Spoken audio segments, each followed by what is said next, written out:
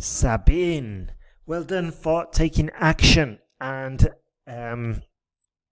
writing the essay. That's fantastic. We love working with students who are action takers. This is beautiful.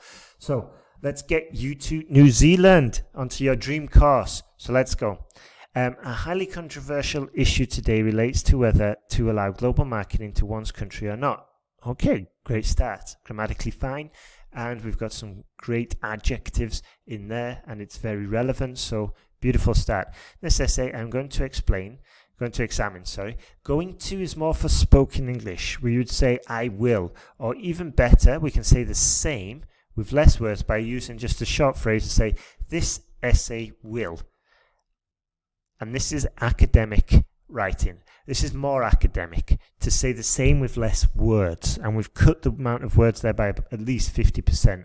So this essay will examine this issue and review the arguments for the importance of global marketing. Okay, so can you see, or this essay will review both sides or both views and explain and explain the arguments for the importance of global marketing. Okay, so well done for not using words directly from the question. Fantastic. But again, as I said before, so far the introduction, although it's on topic, and as I said, it's well written, we could improve it by making it more succinct, more direct, and probably less personal as well. So this is all moving your writing over to academic English rather than spoken English. There are people who agree that the benefits of introducing and expanding multinational companies considerably outweigh its disadvantages. Okay, so by expanding multinational companies, this could be a little bit unclear. I understand it as expanding multinational companies as in, increasing the amount of employees that Coca-Cola has in, Kenya, for example. All right, so that could be seen as a little bit off topic. Let's see. The main reason for believing this is that the transnational companies, good vocabulary variation, usually develop marketing strategies, or a marketing strategy, including new ideas, language, and culture. Words directly from the question, be careful. It is also possible to say that their technique of operating the business attracts both customers and entrepreneurs locally. One good illustration of this is the construction company of China. Okay, if that's the name, maybe it should be in capital letters, which is deploying millions of diverse employees across Asia, working tirelessly for the timely completion of One Belt, One Road project. Okay, so what I like is that we've got a real-world example. What I dislike, though, is that we're off topic. It did seem that we're talking about expanding the amount of employees, and that's what you've given there. Although you've given a really relevant example for your argument, the argument is off topic. Global marketing is advertising, media campaigns, promotion. It's basically like McDonald's selling beef burgers in India, or Samsung telling everybody in Kenya to buy a Korean mobile phone. Yeah, this is marketing, this is advertising, and it seems like we've got it a bit mixed up with international trade. So be careful there. On the other hand, others believe that the penetration of foreign companies could bring a business culture that would not suit our tradition. Who is our? I know that you're in New Zealand. Are you talking about, So just be careful there. This is an assumption that the examiner or the reader knows where you're from and who you are, which they most probably don't. It is often argued that those marketing businesses might affect locally produced products and pollute the political situation. Okay, good. So we're getting closer here. People often have this opinion because in the name of business and trade, intervention of developed countries into underdeveloped countries, internal political matters. Okay, so this clause needs to be finished. Okay? People often have this opinion because in the name of business and trade, intervention of developed countries into undeveloped countries, often occurred in the political matters, often occurred in political systems. Okay, so here we've just made a big a big claim. Let's develop this now with an example and explain it. This is how we get points for cohesion and coherence. So just keep that in mind, okay?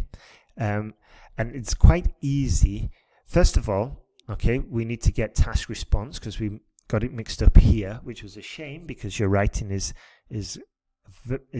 probably around 6.57. However, the exam skills for task response need to be vastly improved because we'd have gotten, I don't know, 6 or 5.5 for task response here because we were way off topic.